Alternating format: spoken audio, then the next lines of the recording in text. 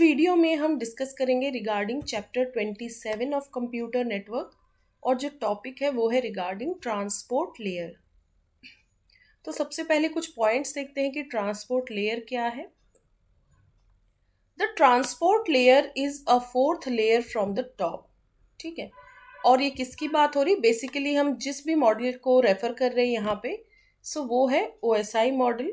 तो transport layer is the fourth layer from the top means OSI model में क्या है, 7 लेयर्स हैं, 4, 5, 6 एंड 7। ठीक है, तो इन 7 लेयर्स पे फोर्थ फ्रॉम टॉप मतलब देखिए ये एप्लीकेशन लेयर हो गया, फिर ये प्रेजेंटेशन हो गया, सेशन लेयर, तो टॉप से फोर्थ लेयर ये ट्रांसपोर्ट लेयर हो गया। ठीक है, ये रहा, और ये बॉटम से भी फोर्थ ही लेयर होगा, इसको हार्ट ऑफ OSI भी कहा जाता है। फर्स्ट लेयर क्या है, फिजिकल लेयर, फिर data link layer, network layer, and then fourth layer जो है, सो टॉप से भी ये फोर्थ लेयर हो रहा है और बॉटम से भी फोर्थ लेयर है of OSI model. Now the main role of the transport layer is to provide the communication services directly to the application processes running on different hosts.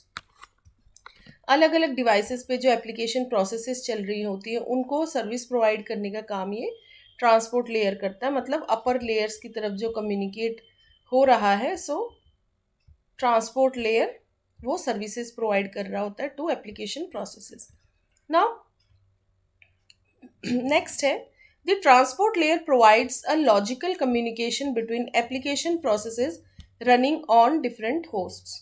एक तरीके से उन प्रोसेसेस के बीच में एक तरीके का लॉजिकल कनेक्शन बनाने का काम कौन कर रहा होता है,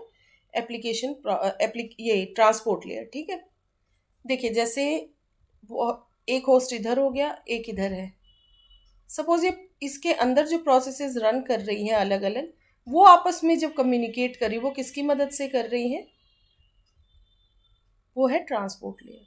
होस्ट टू होस्ट तो देखिए नेटवर्क लेयर तक, वो जो फिजिकल लेयर हो गया, data link, network layer, host to host connection तो उससे बन ही जा रहा है, लेकिन फिर होस्ट में जो प्रोसेसेस रन कर रही है डिफरेंट डिफरेंट एप्लीकेशंस, जो उन प्रोसेसेस के बीच में जो लॉजिकल कनेक्शन और कम्युनिकेशन है वो किसकी मदद से हो रहा है, ट्रांसपोर्ट लेयर। मतलब अब चीज़ें यूज़र के लेवल पे आना शुरू हो गई, मतलब होस्ट के अंदर जो सर्विसेज रन हो रही है, तो इसीलिए इसको सॉफ्टवेयर बेस्ड सर्विस लेयर्स भी कहा जाता है, अपर लेयर्स को।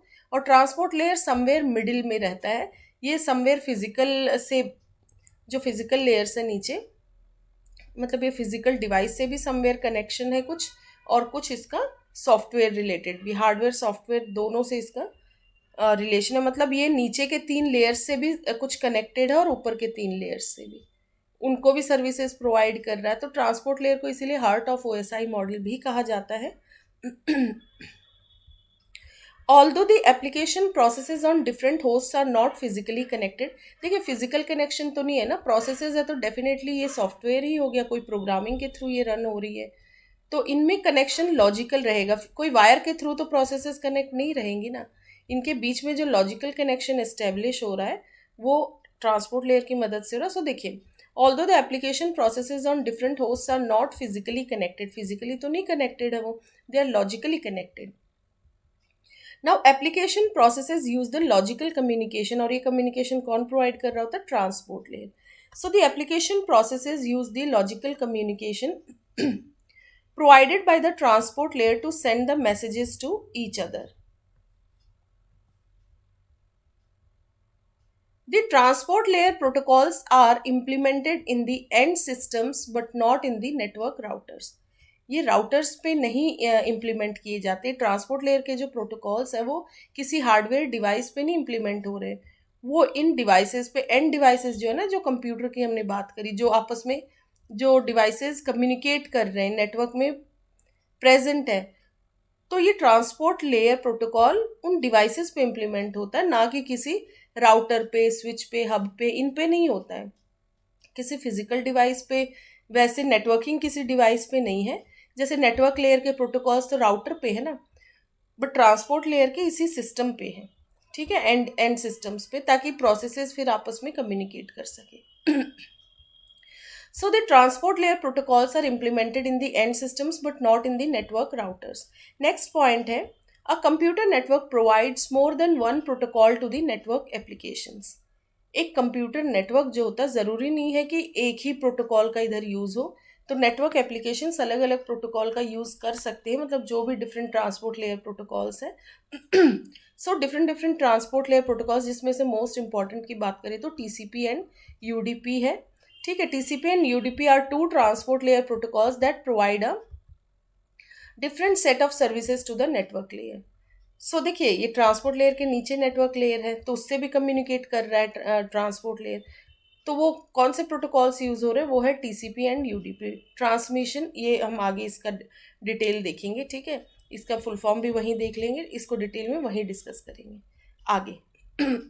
ठीक है, एक नेक्स्ट चैप्टर आएगा जिसमें सिर्फ प्रोटोकॉल्स डिस्कस होंगे, ट्रांसपोर्ट लेयर प्रोटोकॉल्स, तो वहाँ पे हम टीसीपी और यूडीपी को, इनका फुल फॉर्म हो गया या ये होते क्या है, वो सब देखेंगे। ठीक है, अभी बस याद रखिए दो important protocols of transport layer, वो है TCP and UDP. Now all transport layer protocols provide multiplexing और डीमल्टीप्लेक्सिंग सर्विस। तो ये मल्टीप्लेक्सिंग और डी मल्टीप्लेक्सिंग की जो सर्विस है, ये भी कौन प्रोवाइड कर रहा होता है, ट्रांसपोर्ट लेयर के ही प्रोटोकॉल्स।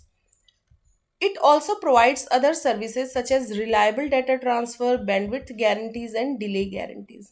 Data transfer reliable रहे, ठीक है, एक मतलब एक प्रॉपर सीक्वेंस में, देन और रिलायबिलिटी एग्जैक्टली होती क्या, वो भी हम डिटेल में आगे देखेंगे। बैंडविड्थ गारंटीज, बैंडविड्थ का सही यूटिलाइजेशन रहे। डिले गारंटीज, बहुत ज़्यादा टू मच डिले ना हो, तो सब चीज़ बैलेंस में रहे। नाउ नेक्स्ट पॉइंट है, each of the applications in the application layer has the ability to send a message by using TCP और UDP। जो एप्लीकेशंस आपस में कम्युनिकेट कर रहे हैं इन द एंड डिवाइसेस, तो वो एप्लीकेशंस किसी भी प्रोटोकॉल का यूज़ कर सकते हैं यहाँ पे, मतलब ट्रांसपोर्ट लेयर प्रोटोकॉल कोई तो यूज़ करना पड़ेगा उन्हें, क्योंकि कम्युनिकेशन ही उसके बेसिस पे बनेगा। तो वो या तो टीसीपी का यूज़ कर सकते हैं या फिर यूडीपी का। The application communicates by using either of these two protocols। दोनों में से कोई भी प्रोटोकॉल का वो यूज़ करके दो एप्लीकेशन आपस में कम्युनिकेट कर सकती है। मतलब एक एप्लीकेशन एक डिवाइस पे रन हो रही है, दूसरी दूसरे पे। सपोज ये डिवाइस है, यहाँ एक एप्लीकेशन रन हो रही है, और ये दूसरा डिवाइस हो गया जिसके साथ कम्युनिकेशन हो रहा है, यहाँ पे भी एक प्रोसेस है। तो ये आपस में, मतलब एक प्रोसेस एक डिवाइस पे रन हो रही है, दूसरी प्रोसेस दूसरे पे, ये आपस में कम्युनिकेट कर सकते हैं इधर यूजिंग टीसीपी और यूडीपी।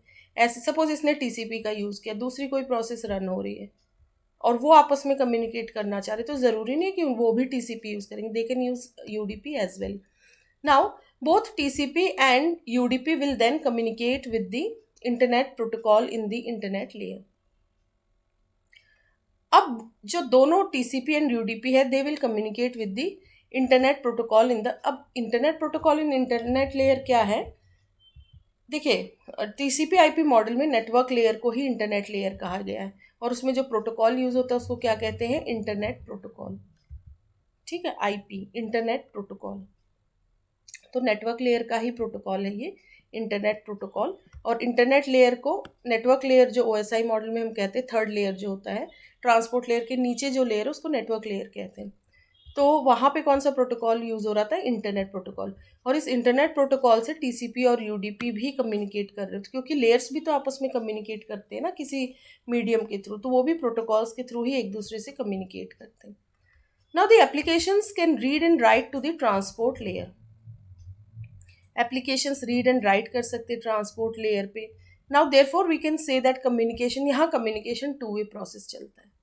ठीक है, नाउ देखिए ये एक सिंपल सा है, इस डायग्राम में बहुत अच्छे से ये सारे जो पॉइंट्स हैं वो कवर्ड है। ये देखिए एप्लीकेशन लेयर है, इस पे अलग अलग एप्लीकेशन लेयर की प्रोसेसेस रन हो रही है।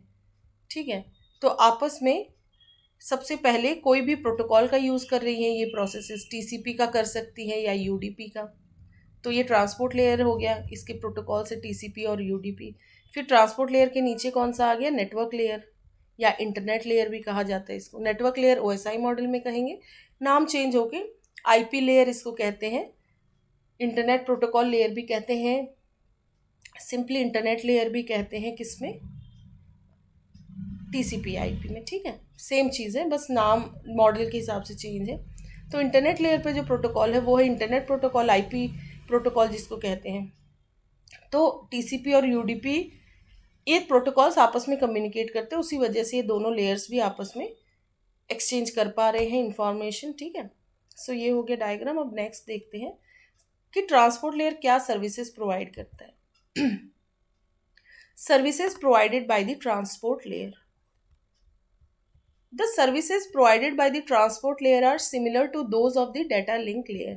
Data link layer में जो चीज़ों का मतलब जो सर्विसेज थी, बेसिकली वही सर्विसेज ट्रांसपोर्ट लेयर भी प्रोवाइड करता है। Now the data link layer provides the services with in a single network, while the transport layer provides the services across an inter-network made up of many networks. Within a network की service data link deal कर रहा होता है। Problem वही है जैसे error control, flow control, congestion control, इन सबको।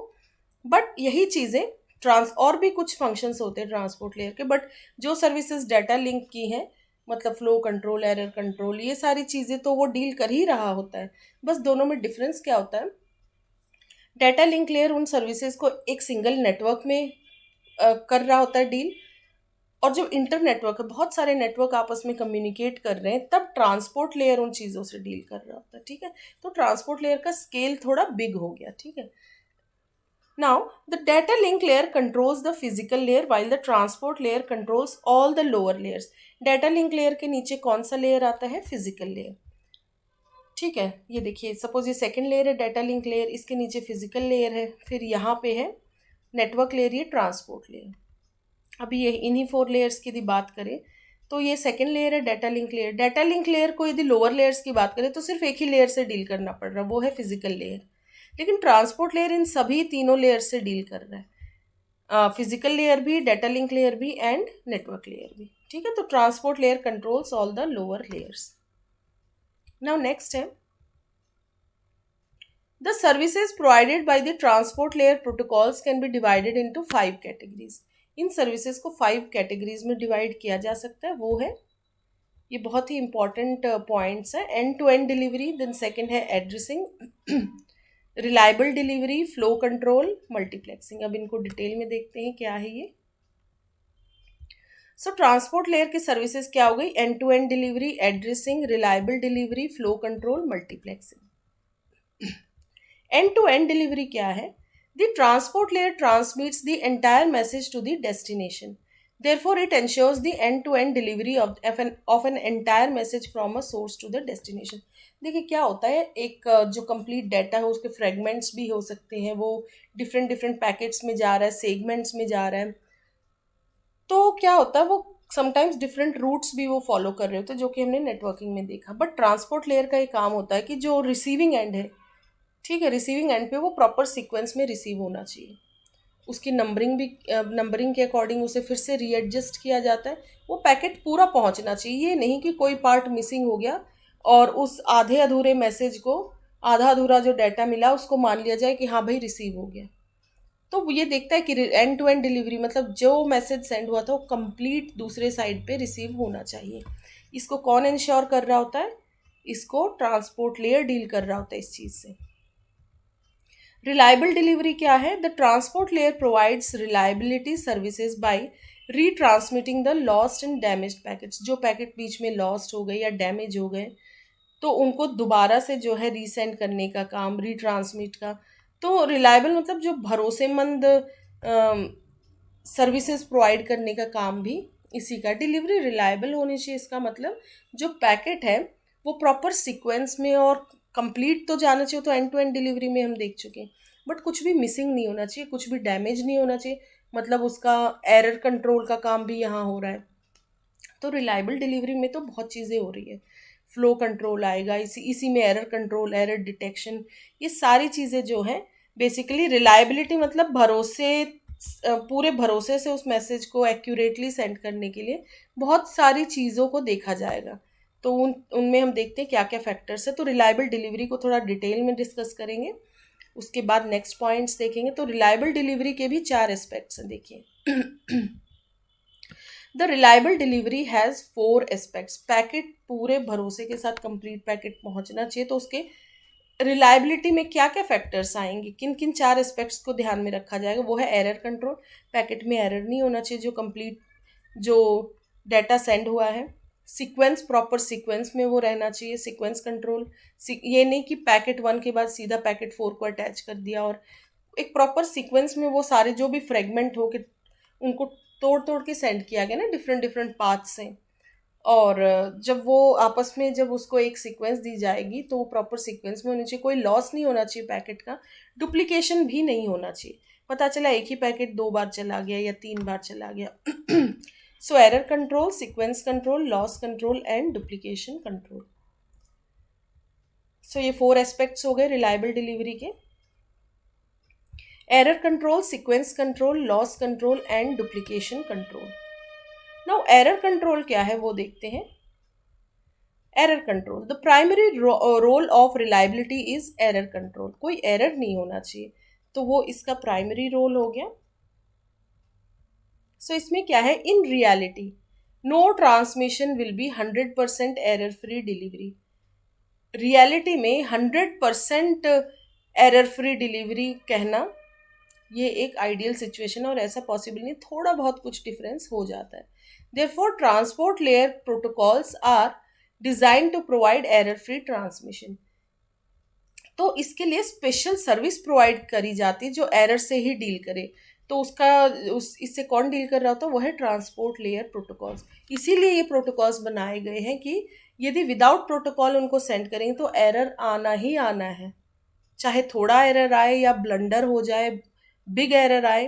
तो इस एरर फ्री ट्रांसमिशन के लिए कुछ प्रोटोकॉल्स डिजाइंड है। वो कौन से प्रोटोकॉल्स है, transport layer protocols. Therefore transport layer protocols are design to provide error free transmission. ठीक है, ये फर्स्ट पॉइंट हो गया।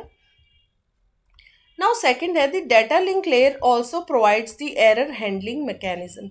एरर से हैंडल करने का मैकेनिज्म भी जो है आपने देखा होगा डाटा लिंक लेयर पे प्रोवाइड होता है, but it ensures only node to node error free delivery. However, node to node reliability does not ensure the end to end reliability. end to end मतलब वो प्रॉपर जो process है, proper packet का node से तो deal किया जा रहा है। यहाँ पे बेसिकली जो डाटा लिंक ले रहे हो बेसिकली फिजिकल डिवाइस तक तो डील कर रहा है चीज़ें, ठीक है। लेकिन जो नोड टू नोड ये होता है ना, मतलब process to process, end to end reliability, उसके लिए फिर ट्रांसपोर्ट लेयर। तो इसको बहुत डेप्थ में अभी मत जाए, इससे बेस्ड हम जब जैसे न्यूमेरिकल्स देखेंगे या इस कॉन्सेप्ट को आगे भी डिटेल में देखेंगे, तो अभी सिर्फ आप थ्योरेटिकली देखते जाइए। जो पॉइंट नहीं समझ में आए वो आपको विद न्यूमेरिकल्स समझ आ जाएगा, और कुछ टॉपिक्स को डिटेल में मैं सेपरेट वीडियोस भी लाऊंगी उनसे रिलेटेड, तो वहाँ आपको समझ आ जाएगा। नाउ द देखिए यहाँ ये, क्योंकि ये सारे functionalities basically data link layer भी डील कर रहा होता है, तो यहाँ पे हम देखेंगे the data link layer checks for the error between each network. If an error is introduced inside one of the routers, then this error will not be caught by the data link layer. It only detects those errors that have been introduced between the beginning and end of the link. Therefore, the transport layer performs the checking for the errors end to end to ensure that the packet has arrived correctly. तो data link layer जो है error between each network को तो send कर, पर entire का उसको पता नहीं है, ठीक है, मतलब सोर्स टू डेस्टिनेशन तक का। वो सिर्फ 2 जो डिवाइसेस आपस में भेज रहे हैं पैकेट को उतना तो ध्यान रख रहा है, बट कंप्लीटली पैकेट कहाँ से आया है और फिर डेस्टिनेशन तक उसके बीच में क्या दिक्कतें आई है, तो उन एरर्स को ये नहीं पिक कर पाता है data link layer. So end to end error delivery के लिए कौन डील कर रहा होता है, मतलब एंड टू एंड पे एरर डिटेक्शन का या एरर से कौन एरर चेकिंग मैकेनिज्म, इन सब से ट्रांसपोर्ट लेयर डील करता है। तो थोड़ा सा ट्रांसपोर्ट लेयर का स्कोप डाटा लिंक लेयर के मुकाबले बिगर हो गया है।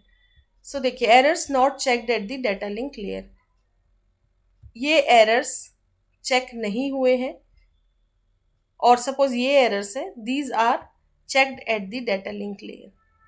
ये 2 राउटर्स के बीच में, जैसे ये एंड टू एंड मतलब ये सोर्स है, डेस्टिनेशन है, सिर्फ ये 2 राउटर आपस में जो एक्सचेंज कर रहे हैं पैकेट का, तो उसमें तो एरर चेकिंग डिटेक्शन ये सब से डील कर ले रहा है डाटा लिंक। बट यहाँ पे क्या हुआ पैकेट का या डेस्टिनेशन, किसी को भी सोर्स या डेस्टिनेशन मान लीजिए, इसका जो है इससे डील नहीं करता डाटा लिंक लेयर, उसका काम सिर्फ यहाँ तक का है। Errors not checked at the data link layer, सिर्फ इतना किया, फिर राउटर में क्या दिक्कत आई वो भी नहीं चेक किया, और उसके बाद उसने जो डिवाइस तक सेंड किया उसको भी चेकिंग का काम डाटा लिंक का नहीं। तो ये कंप्लीट जो एंड टू एंड इन सब को फिर कौन डील कर रहा होता है? Transport layer. तो बस यहाँ आपको एक चीज़ समझ आएगी कि डाटा लिंक लेयर का स्कोप लिमिटेड है, ट्रांसपोर्ट लेयर का स्कोप थोड़ा सा बिगर हो गया। वो एक तो देखिए कंप्लीट जो है सोर्स टू डेस्टिनेशन के बीच में जो भी एरर मैकेनिज्म, मतलब एरर चेकिंग डिटेक्शन, वो इन सब से डील कर रहा होता है। ठीक है, कैसे है तो ये सब डेप्थ में धीरे धीरे न्यूमेरिकल्स आएंगे, या इन कॉन्सेप्ट्स को मैं और पूरी आप प्लेलिस्ट देखते जाएगा तो एक सिंगल टॉपिक का भी मैं जब जैसे ही सारे लेयर्स कंप्लीट कर दूंगी तो फिर इंडिविजुअली मैं टॉपिक्स पिक करके उनको डिटेल में डिस्कस करूँगी। तो जैसे ही आप कंप्लीट प्लेलिस्ट देख लेंगे नेटवर्किंग की तो सब चीज़ें धीरे धीरे क्लियर हो जाएंगी। नाउ नेक्स्ट देखते हैं, तो ये हो गया एरर का, एरर कंट्रोल। अब सीक्वेंस कंट्रोल देखते हैं। The second aspect of the reliability is sequence control, which is implemented at the transport layer. Second aspect of reliability है सीक्वेंस कंट्रोल। ये भी ट्रांसपोर्ट लेयर पे इम्प्लीमेंट होती है, एक प्रॉपर सीक्वेंस में जाने चाहिए जो है packets. On the sending and the transport layer is responsible for ensuring that the packets received from the upper layers can be used by the lower layers. पहले तो ऊपर के लेयर्स जो है ट्रांसपोर्ट लेयर तक सेंड करेंगे data को, ठीक है। जैसे एप्लीकेशन लेयर अपने से लोअर मतलब प्रेजेंटेशन पे भेजेगा, प्रेजेंटेशन इस पे भेजेगा सेशन पे, ठीक है। Then transport layer, basically session और प्रेजेंटेशन का काम तो अलग ही होता है। तो बेसिकली हम कहेंगे एप्लीकेशन लेयर से जो चीज़ आई वो ट्रांसपोर्ट तक आई, तो वो ट्रांसपोर्ट लेयर देखता है प्रॉपर सीक्वेंस में है क्या चीज़ें, और फिर वो प्रॉपर सीक्वेंस में रिसीविंग एंड तक रिसीव हुई या नहीं। तो सेंडिंग एंड रिसीविंग एंड दोनों पे वो ये चीज़ चेक करता है कि प्रॉपर सीक्वेंस है या नहीं। On the receiving end it ensures that the various segments of a transmission can be correctly reassembled. Receiving end पे लोअर लेयर से चीज़ें आ रही होती ट्रांसपोर्ट तक, तो ट्रांसपोर्ट लेयर अपने लेवल पे वो सीक्वेंसिंग को चेक करता है, प्रॉपर चीज़ें हैं तभी वो ऊपर के लेयर्स को सेंड करता है। मतलब फाइनली वो चीज़ एप्लीकेशन लेयर तक जाती है, मतलब रिसीवर को मिलती है कि हाँ ये हो गया कंप्लीट डाटा या मैसेज वो आ चुका है। तो ये हो गया सीक्वेंस कंट्रोल। अब लॉस कंट्रोल क्या होता है कि कोई लॉस नहीं होना चाहिए बीच में, तो लॉस कंट्रोल से भी ये लेयर डील कर रहा होता है। Loss control is a third aspect of reliability. The transport layer ensures that all the fragments of a transmission arrive at the destination, not some of them. ठीक है, इसको फ्रेगमेंट कह लीजिए, कभी सेगमेंट कह लीजिए, पैकेट, ये डिफरेंट डिफरेंट लेयर्स पे डिफरेंट डिफरेंट नेम्स हैं। बेसिकली ट्रांसपोर्ट लेयर पे इसी को सेगमेंट कहा जाता है, जिसको हम नेटवर्क लेयर पे पैकेट कहते हैं। डाटा लिंक लेयर पे इसको फ्रेम कहा जाता है। Now on the sending end all the fragments of fragments क्यों कहा गया कि चाहे आप पैकेट कह लीजिए, सेगमेंट कह लीजिए, उनको फ्रेगमेंट्स में सेंड किया जा रहा है, तोड़ तोड़ के, एक कंप्लीट फॉर्म में नहीं सेंड किया जा रहा है, उनको नंबरिंग दे दी जाती है और ये फ्रेगमेंट्स फिर सेंड होते हैं। तो on the sending end all the fragments of transmission are given sequence numbers. इन फ्रेगमेंट्स को, मतलब जो पैकेट को कंप्लीट को तोड़ तोड़ के सेंड किया जा रहा है, तो उन सबको एक सीक्वेंस नंबर दे दिया जाता है। ये सीक्वेंसिंग का काम कौन करता है? ट्रांसपोर्ट लेयर ही देता है ये numbering. This sequence numbers allow the receivers, ये अपोस्ट्रोफी होगा यहाँ पे। These sequence numbers allow receivers transport layer to identify the missing segment. इसी सीक्वेंस नंबर से रिसीविंग एंड पे चेक होता है कि कुछ मिसिंग तो नहीं है, ठीक है। जैसे सेगमेंट 1, 2 और 4 आ गया, बीच में 3 मिसिंग है, तो सीक्वेंसिंग की मदद से आप ये आइडेंटिफाई कर सकते हैं कि कोई पैकेट लॉस तो नहीं हुआ है। तो लॉस कंट्रोल से भी ये डील कर रहा होता है ट्रांसपोर्ट लेयर। डुप्लीकेशन का कंट्रोल, पैकेट्स डुप्लीकेट नहीं सेंड होने चाहिए। Duplication control is the fourth aspect of reliability. The transport layer guarantees that no duplicate data arrive at the destination.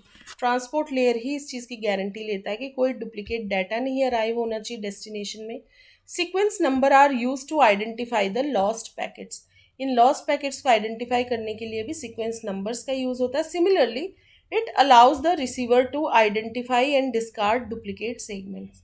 यदि डुप्लीकेट सेगमेंट आ भी जा रहा है तो पता चला जैसे 2 पैकेट आ गए सेम नंबर के, दोनों की सीक्वेंसिंग सपोज 4 है, और वो उसको एंटायर मैसेज के साथ फिर से अटैच कर दे, तो ओरिजिनल मैसेज नहीं हुआ ना, डुप्लीकेशन हो गया। तो वो देखेगा कि यदि 2 सेम सीक्वेंस के पैकेट्स रिसीव भी हो गए तो एक को वो डिस्कार्ड कर देगा, ठीक है। तो डुप्लीकेट सेगमेंट्स को डिस्कार्ड करने का काम भी कौन कर रहा होता है? Transport layer. So transport layer किससे डील कर रहा होता है? Duplication control. सो रिलायबिलिटी के फैक्टर्स हमने देखे, एक बार फिर इधर देखते हैं। देखिए ट्रांसपोर्ट लेयर की सर्विसेज में हम किसकी बात कर रहे थे, एंड टू एंड डिलीवरी हम कर चुके हैं बात। देन रिलायबल डिलीवरी के 4 एस्पेक्ट्स की बात कर रहे थे। अब बचे कितने, addressing, flow control and multiplexing. तो ये 3 भी हम डिस्कस करेंगे। सो रिलायबल देखिए end to end delivery discuss कर चुके, रिलायबल डिलीवरी। और रिलायबल डिलीवरी के 4 aspects, error control, sequence control, loss control and duplication control, ये भी हम देख चुके। देखिए ठीक है। अब नेक्स्ट जो बाकी बचे सर्विसेज है वो देखते, फ्लो कंट्रोल। फ्लो कंट्रोल क्या है, अब ये देख लेते हैं। Flow control is use to prevent the sender from overwhelming the receiver. जैसा कि डाटा लिंक लेयर में हम पढ़ चुके हैं, पता चला रिसीवर भेजे जा मतलब सेंडर भेजे जा रहा है, रिसीवर लिमिटेड बफर है ना, लिमिटेड मेमोरी है उसके पास रिसीव करने के लिए, वो उसको ओवरफ्लो हो गया, वहां पे बफर ओवरफ्लो हो गया, वो रिसीव ही नहीं कर पा, जिस मतलब स्पीड से सेंडर सेंड कर रहा, रिसीवर नहीं रिसीव कर पा रहा, वहां पे ओवरवेलम हो जा रहा हो, मतलब ओवरलोड हो जा रहा है उसके ऊपर। तो एक प्रॉपर फ्लो में पैकेट सेंड होने चाहिए ताकि रिसीवर भी उसको प्रॉपरली रिसीव कर सके, उसी चीज को फ्लो कंट्रोल कहा गया है।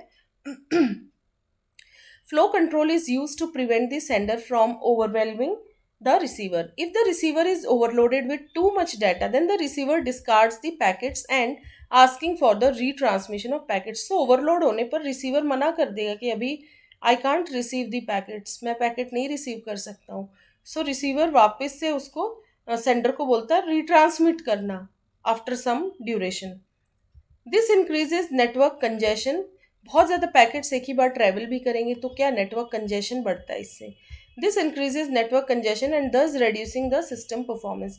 ज़्यादा फ्लो कंट्रोल यदि नहीं होगा तो कंजेशन बढ़ेगा और सिस्टम की परफॉर्मेंस घटेगी। Now the transport layer is responsible for flow control. Proper flow control के लिए फिर कौन रिस्पॉन्सिबल है, transport layer.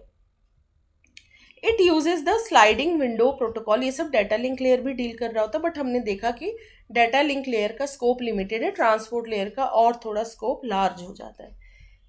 It uses the sliding window protocol that makes the data transmission more efficient as well as it controls the flow of data so that the receiver does not become overwhelmed. ठीक है, ये sliding window protocol का use करता है ताकि data transmission और efficient हो and it controls the data का फ्लो प्रॉपर रहे ताकि रिसीवर ओवरलोड ना हो। Sliding window protocol is byte oriented rather than frame oriented. ये बाइट ओरिएंटेड होगा रेदर देन फ्रेम ओरिएंटेड। ये सब तो डिटेल में हम जो है स्लाइडिंग विंडो प्रोटोकॉल की मैं देखिए ऑलरेडी पहले इसको डिस्कस कर चुकी हूँ उसमें डाटा लिंक में, बट जो ट्रांसपोर्ट लेयर रिलेटेड है और इनमें क्या डिफरेंसेस हैं और स्लाइडिंग विंडो प्रोटोकॉल को सेपरेटली मैं वीडियो में लाऊंगी। हर एक प्रोटोकॉल को हम बहुत डिटेल में डिस्कस करेंगे, बट पहले ये सारे लेयर्स के जो बेसिक फंक्शनैलिटीज़ है वो मैं कवर कर रही हूँ। ठीक है, अभी ट्रांसपोर्ट लेयर पे है, ऐसे ही एप्लीकेशन लेयर को देखेंगे, उसके प्रोटोकॉल्स देखेंगे, और फिर जब हर लेयर के जो जो प्रोटोकॉल्स या इंपॉर्टेंट कॉन्सेप्ट्स हैं उनसे रिलेटेड सेपरेट वीडियो आएंगे। ठीक है, तो कंप्लीट प्लेलिस्ट देखिएगा। सो फ्लो कंट्रोल हो गया। मल्टीप्लेक्सिंग, नेक्स्ट जो सर्विस बची थी वो है मल्टीप्लेक्सिंग, ये लास्ट सर्विस है। The transport layer uses the multiplexing to improve the transmission efficiency. Transmission की एफिशिएंसी को इम्प्रूव करने के लिए ट्रांसपोर्ट लेयर किस टेक्निक का यूज़ कर रहा होता है, मल्टीप्लेक्सिंग का। और ट्रांसपोर्ट लेयर पे मल्टीप्लेक्सिंग 2 वेज से हो सकती है। Multiplexing can occur in 2 ways, एक अपवर्ड मल्टीप्लेक्सिंग है और दूसरी है डाउनवर्ड मल्टीप्लेक्सिंग। दोनों को देखते हैं डिटेल में।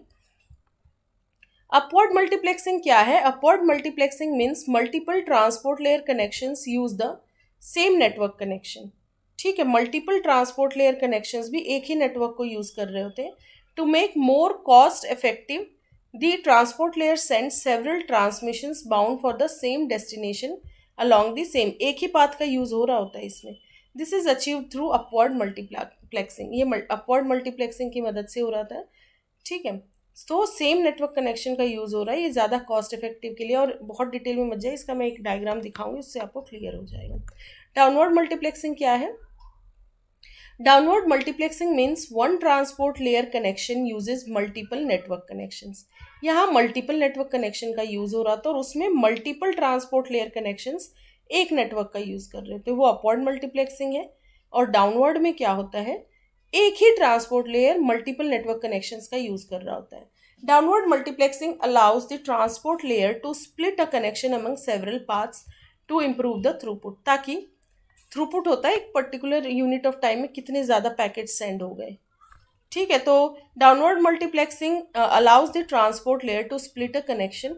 ठीक है, वो सेवरल अलग अलग पाथ से सेंड कर देता है, तो इसमें थ्रूपुट बढ़ जाता है, ज़्यादा नंबर ऑफ पैकेट सेंड हो पाते हैं in a limited amount of time.